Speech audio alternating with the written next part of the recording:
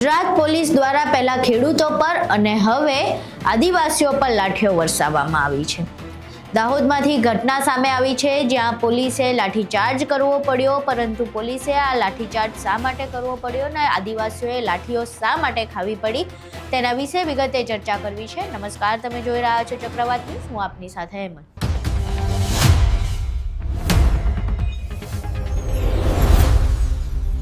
દાહોદના કચલધરા ગામમાંથી સમાચાર સામે આવ્યા છે જ્યાં પોલીસ દ્વારા લાઠીચાર્જ કરવામાં આવ્યો। લાઠીચાર્જ પાછળનું કારણ શું હતું તો જીઆઈડીસીને લઈને એક વિવાદ ચાલી રહ્યો હતો। ત્યાં જીઆઈડીસી બનવાની છે, પરંતુ જે આદિવાસી સમાજના લોકો છે તે ના પાડી રહ્યા છે કે અમે અમારી 1 ઇંચ જમીન પણ આપવા તૈયાર નથી। તેમ છતાંય સર્વે હાથ ધરવામાં આવ્યો હતો। આદિવાસીઓ દ્વારા એ સર્વેનું કામગીરી જે ચાલતી હતી એને અટકાવવાનો પ્રયાસ કરવામાં આવ્યો અને આ દરમિયાન પોલીસ અને આદિવાસીઓ આમને સામને આવી ગયા અને સ્થિતિ વકરી। ત્યારબાદ સ્થિતિને કાબુ લેવા માટે પોલીસે લાઠીચાર્જ કરવો પડ્યો। આટલી માહિતી હાલ સામે આવી રહી છે। સોશિયલ મીડિયા પર આ લાઠીચાર્જના જે વિડીયો છે એ પણ સામે આવ્યા છે। પહેલા અહીંયા વિડીયો જોઈએ જેમાં પોલીસ દ્વારા આદિવાસીઓ પર લાઠીચાર્જ કરવામાં આવી રહ્યો છે।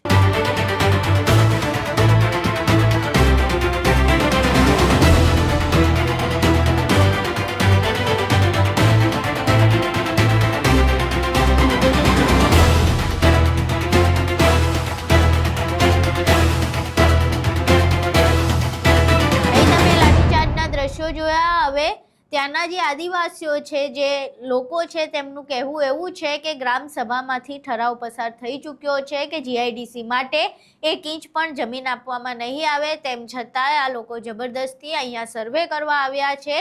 જંગલની જમીન જીઆઈડીસી માટે વાપરવા દેવામાં નહીં આવે, કારણ કે આખું જંગલ એ આદિવાસીઓનું જ છે અને એટલે આદિવાસીઓ આ પ્રમાણે જંગલની જમીન જીઆઈડીસી માટે આપવા ઈચ્છતા નથી। ગ્રામસભામાંથી ઠરાવ પસાર થઈ ચૂક્યો છે। કોઈ પણ જે ગામમાં ક્યારે પણ કંઈ નવું કામગીરી કરવી હોય તો ગ્રામસભા પાસેથી મંજૂરી લેવી એ મેન્ડેટરી છે। ગ્રામસભાએ મંજૂરી નથી આપી, તેમ છતાંય જીઆઈડીસી દ્વારા સર્વે હાથ ધરવામાં આવ્યો છે તેવું ત્યાંના ગામના લોકોનું કહેવું છે।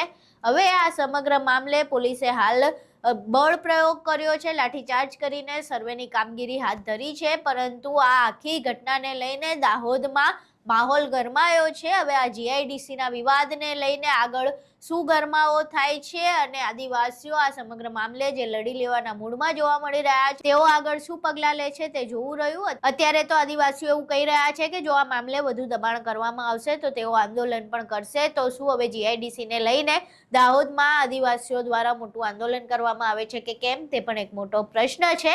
આખા તમે સમાચાર જોયા, પોલીસ દ્વારા જે લાઠીચાર્જ કરવામાં આવ્યો તે પણ જોયું। હવે તમારું આ ઘટનાને લઈને શું માનવું છે, તમારા મંતવ્યો અમને કોમેન્ટ બોક્સમાં જરૂર જણાવજો। વિડીયો પસંદ આવ્યો હોય તો વિડીયોને લાઇક કરજો, શેર કરજો અને અમારી ચેનલને સબસ્ક્રાઇબ કરવાનું ભૂલશો નહીં। નમસ્કાર।